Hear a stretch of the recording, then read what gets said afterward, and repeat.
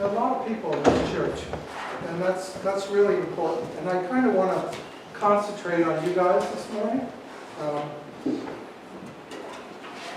You're fresh meat. I can, get you here. But thank you for coming. That's not the title of the message, is it? Fresh No, fresh meat. It's not the title of the message. Fresh bread? Fresh bread, yeah, fresh bread. No, it's the title is encouragement and experience. Okay, if there's a title.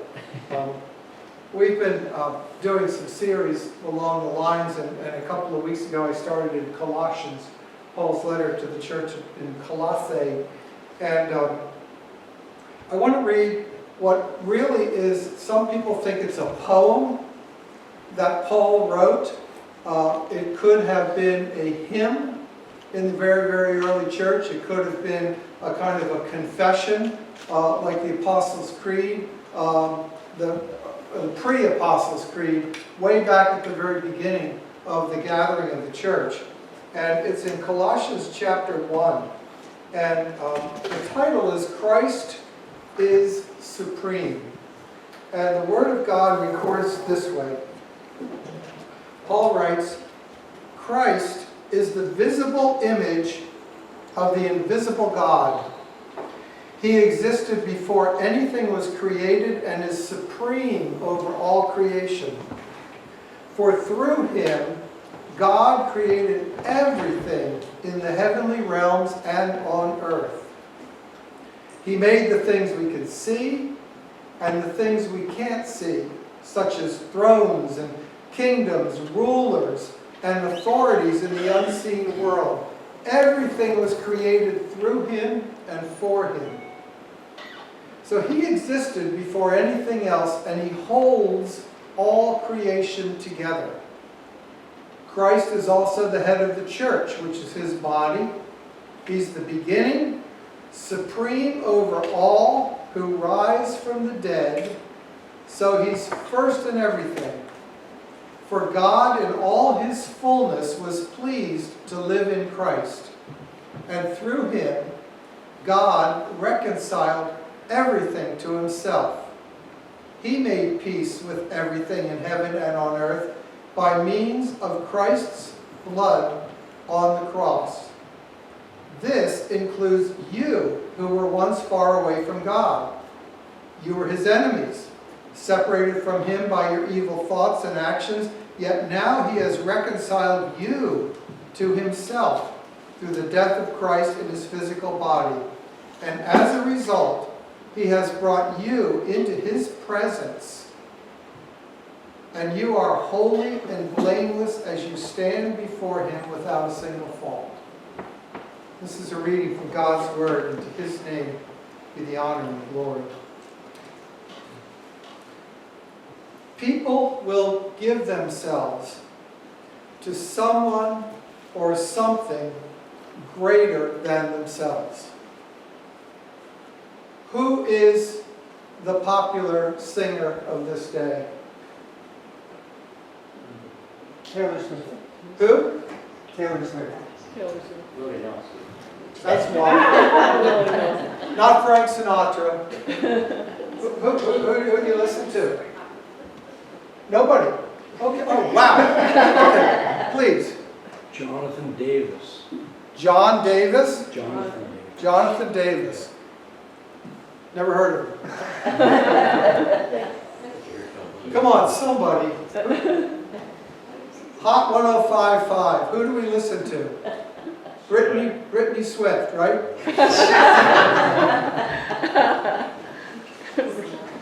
Taylor Swift? Somebody? Yes. Okay. In this church, we talk back and forth with each other. We have conversations. Who?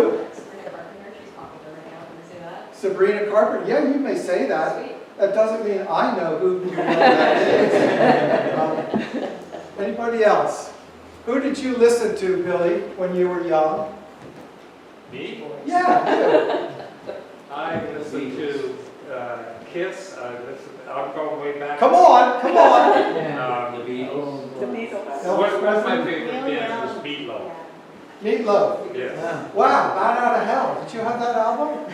That's the second You most. can ask Nancy.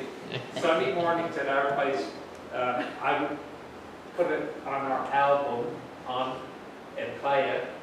And better to hell, yeah, 2 or 3 are fit while I was cooking breakfast, and they'd be getting up, and we'd be getting ready to go to church. Well, that's the end of the message here this morning. I don't know where I can go with that. I know that wasn't when you were living with your mother and father. That Sunday morning. Point is that we tend to like emulate or mimic or give our attention to somebody or something that's bigger than us. And we tend to try to act like or be like those whom we admire. So Paul is reminding us that Jesus Christ is the epitome of anyone or anything that we can imagine.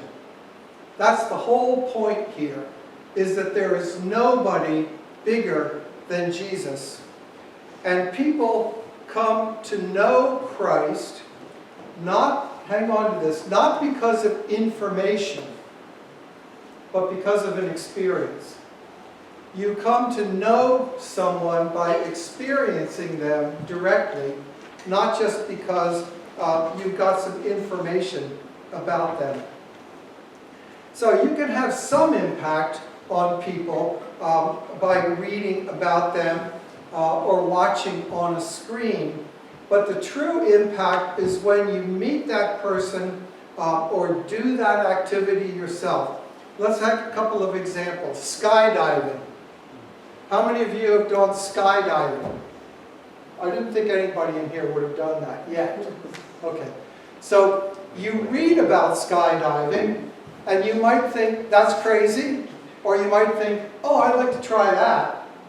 But nothing will have the impact on you until you go up in that plane and you step out. And you will never forget it as long as you live, because you've experienced skydiving. Let's pull it down a little bit. Kayaking rapids. It's nice to turn on the television and watch all the people kayaking rapids. And have you seen how they go over the waterfalls and they go straight down? You know, and you hope that they're going to come up. Have you done this? No.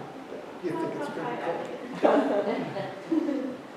There's a real difference between sitting in that kayaking and hearing the roar of the waterfall coming and watching it and going over the edge. And when you come up the other side, hopefully, you will remember it forever. Knowing a celebrity. When we were in Northern Ireland a while ago, our daughter Abby and a couple of her kids pointed out to us at a care home near their house that they had seen Prince Charles.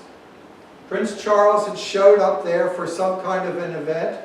Well, that was a big deal, because up until that point, Prince Charles was just somebody who was on the TV, somebody way out there. But they were probably as far away as William and I are from each other. So they are really impressed with the fact that they got that close to Prince Charles. So where's all this going?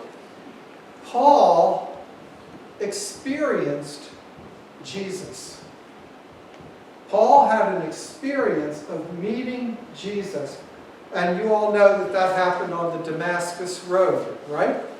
So up until that time, he had tried to stamp out the results of people who had met Jesus and whose lives were changed. All he knew about this Jesus business was that the people who had met him had changed their lives, and now they were a threat. Now they were going to, he was going to single-handedly and with all the authority that he had, wipe out the followers of Jesus Christ. So it was one thing for him to know about Jesus, but then when he's on the wet road to take out all these people on the road to Damascus, Jesus shows up, knocks him off his donkey, and speaks to him directly. And his life was never the same from that point on. So, he met Jesus, he dedicated his entire life to knowing him more and to keep knowing him. And I don't just mean like learning facts about him, but knowing him, his presence. Paul says down here at the end, he has brought you into his own presence. And so here's what I'm thinking about. For you guys, especially at the camp, and those who have had experience being around other people. The reason you are at camp this summer, the main reason that you are at camp this summer is to help people come to know Jesus. Not just talk about him, but have an experience of him in their lives. That they would come to know Jesus, and that experience will change them so that they will so that he will live in them for the rest of their lives and they won't forget it.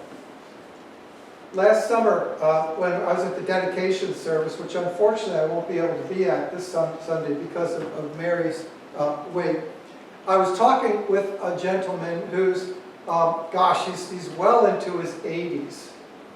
And he sat there and told me about when he was a kid, he went to the old Camp Kier. And he'll never forget it. And that's where he gave his life to Christ.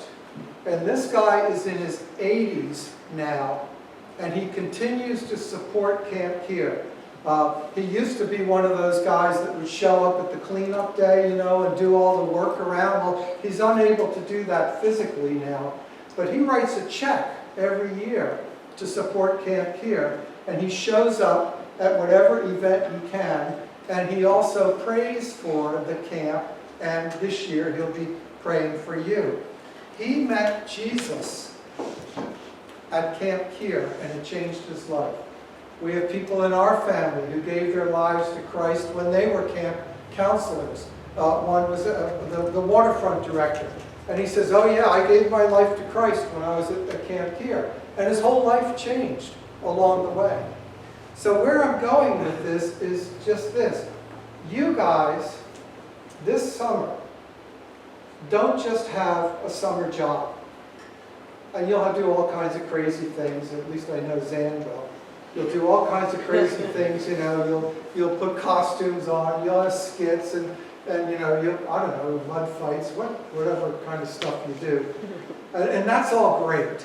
But the main reason you're there is to help the campers and each other come to a deeper knowledge of Jesus Christ. Because what Paul's reminding us of here is that there ain't nothing or nobody who has more for us in life and in the world than Jesus Christ, the one who created everything. I love this expression, he holds everything together. And he's the one who, because of his blood shed on the cross, has brought you and me into that saving knowledge and made sure that our lives are changed in a direction that they need to go to.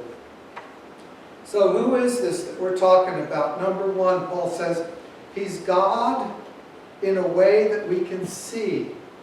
He uses the language, the visible image of the invisible Father.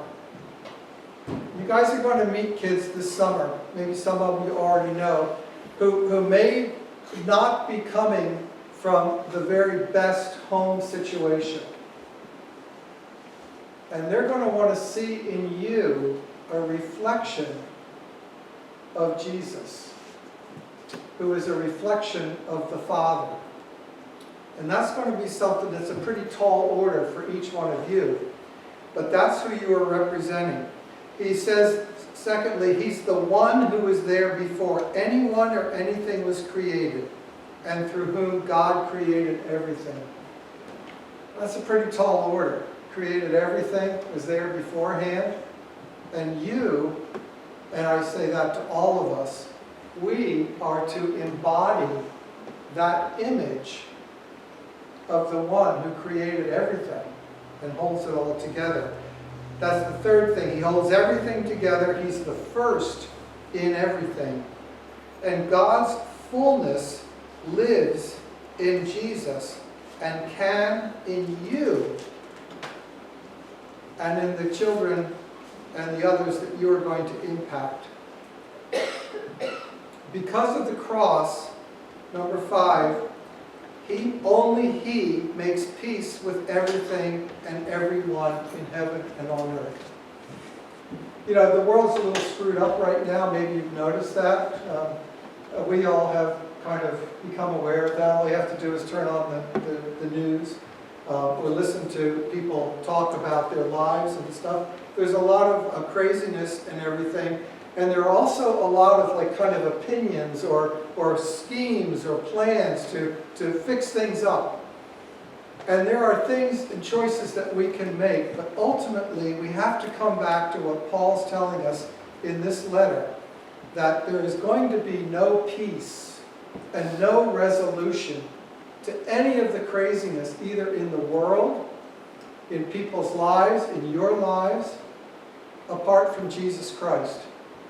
So, don't take this as you're not going to be doing anything else, but really, there's nothing that matters more in your lives and in our lives when we interact with anybody out there than representing Jesus, because everything else is second tier. So don't give them the leftovers. Give people your heart and the experience that you have had with Christ. That's what people are going to see and remember. They're going to remember you as counselors. Gosh, someday you guys are going to be the Grammys and the Grampies here. And you're going to have some kid come up to you and go, "Hey, you probably don't remember me, but I was one of the campers there and you were Camp Kier. And you made such an impact upon me, and thank you very much for that." And you'll go, "Huh? Oh, I did?" We were at a wedding several years ago, and when Rinda and I began in ministry, we had the youth group at our church. And the grade 6 boys, we were convinced were going to grow up to be criminals. They were crazy, just crazy. We took them on a retreat one time, and we had this great spiritual retreat, and all that they could talk about was stopping at a particular restaurant on the way home to play, you've probably never heard of this, Pac-Man. Because they had a video game in this restaurant. So we done the whole big retreat, all this stuff about the Lord, and all they want to talk about is playing Pac-Man at the restaurant on the way home. So we finished our time with those kids. They grew up and everything, we guess, but we moved on. And about, 20 years later, we got a call. Could I perform the wedding ceremony for one of the girls who was in the youth group? And we agreed. So we went back to the area. And I did the wedding, and Jennifer was beautiful, and I couldn't believe she'd grown up and everything. Lovely wedding and everything. And I noticed that there were a couple of the boys, so a couple of these potential criminals that were at the wedding. So we're sitting down and having our meal, and I probably told you this story. This one little kid named Charlie comes up to me, and Charlie was the leader of the pack. I mean, he just, he'd be in Leavenworth or someplace like maximum security. Charlie comes up to me while I'm eating, and he goes, "You probably don't remember me." And I'm like, "Oh, I remember you." I sure do. I got you, pal. You probably don't remember me, but you prayed for me once. Which was like our full-time job, really. We prayed for Charlie like morning, noon, and night. You prayed for me once, and I just want you to know that I gave my life to the Lord, and now I'm serving Him as a missionary. And I'm like, I just exploded at that point. And a couple of the other guys come up, "Oh, you don't know what an impact you and Rinda had on me as a kid, and we're doing this and we're doing that." One kid went into the ministry and all that sort of a thing. You just don't know how you impact somebody. But what it seems like they got from us was Jesus. Yeah, we did all kinds of fun, crazy things and everything. On a good day. On a good day, yeah. So your being at camp is no accident. your being at camp is not just a summer job. It's not something to put a couple of dollars in your pocket, and I know it's only a couple of dollars in your pocket. But your job is to introduce people to Jesus, and through your experience of Him and your lives, you're going to help them to grow, to have the sure knowledge and experience of God's love and the power to live for Him. That, I believe, is your task, and that's our commission for you. I know you're going to have an official commissioning service this afternoon, the real Presbyterian and all that kind of stuff. But our commission for you is that you would know the love of God in your own lives, that you, through your experience of meeting Jesus, will strengthen and fill you up, and that you will be so transparent with that it's going to spill out to the kids that you meet. And that commission is not just for you, but it's for all of us. That we would live in such a way that the love of Christ and His resurrection power would come through us to impact the world.